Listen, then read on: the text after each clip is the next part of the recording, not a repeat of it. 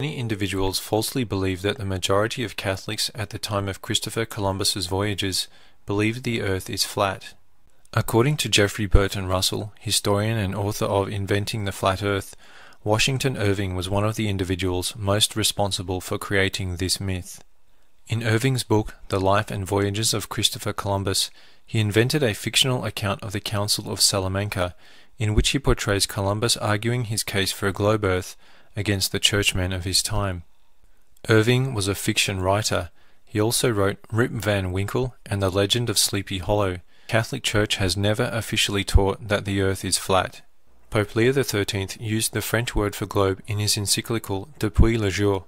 Pope Alexander VI refers to both the North and the South Pole twice in his 1493 bull, Inter Caetera. The Bible describes the earth as a circle at Isaiah 40 verse 22. The Douay-Rheims translation of the Bible translates this as globe. There are no scriptures that undeniably point to the earth being flat, and even if some of the authors believe this, they were simply describing what appeared to the senses, as pointed out by Pope Leo XIII in Providentissimus Deus. Quote, "The sacred writers did not seek to penetrate the secrets of nature, but rather described and dealt with things in more or less figurative language, or in terms which were commonly used at the time, and which in many instances are in daily use at this day, even by the most eminent men of science. Ordinary speech primarily and properly describes what comes under the senses, and somewhat in the same way the sacred writers, as the angelic doctor also reminds us, went by what sensibly appeared, or put down what God, speaking to men, signified, in the way men could understand and were accustomed to." End quote. The Salvator Mundi pictures Christ holding a globe representing the world. The Blessed Virgin Mary is frequently depicted standing on top of the globe Earth, crushing the serpent under her feet, as described at Genesis 3 verse 15.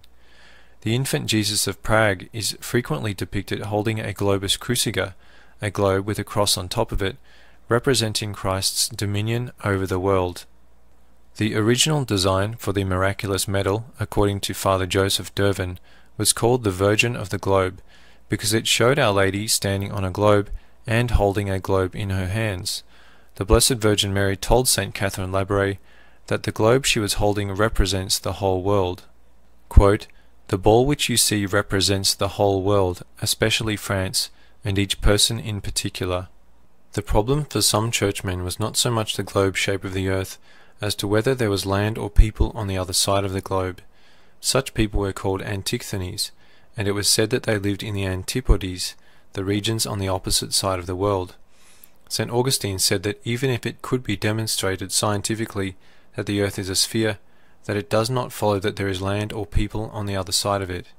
However, St. Virgilius believed there were such people, and according to the 1912 Catholic Encyclopedia, he successfully cleared his name of any charges of heresy, probably due to him believing such people were descended from Adam. St. Thomas Aquinas also mentions the roundness of the earth twice in the Summa Theologiae, once in the very first question. St. Bede stated in The Reckoning of Time, quote, "The reason why the same calendar days are of unequal length is the roundness of the earth, for not without reason is it called the orb of the world on the pages of Holy Scripture and of ordinary literature. It is in fact a sphere set in the middle of the whole universe. It is not merely circular like a shield, or spread out like a wheel, but resembles more a ball, being equally round in all directions." End quote. Claudius Ptolemy, whose geocentric view of the universe was widely held for 1300 years, believed the earth is a sphere. In his Almagest he states, quote, "Now, that also the earth taken as a whole is sensibly spherical, we could most likely think out in this way." He also states, quote, "Since the differences in the hours of eclipses is found to be proportional to the distances between the places, one would reasonably suppose the surface of the earth spherical." He also stated, quote, "It is clear that here the curvature of the earth covering parts uniformly in oblique directions proves its spherical form on every side." End quote. Around 69% of the Roman emperors between 491 and 1453 issued coins with the globus cruciger on it.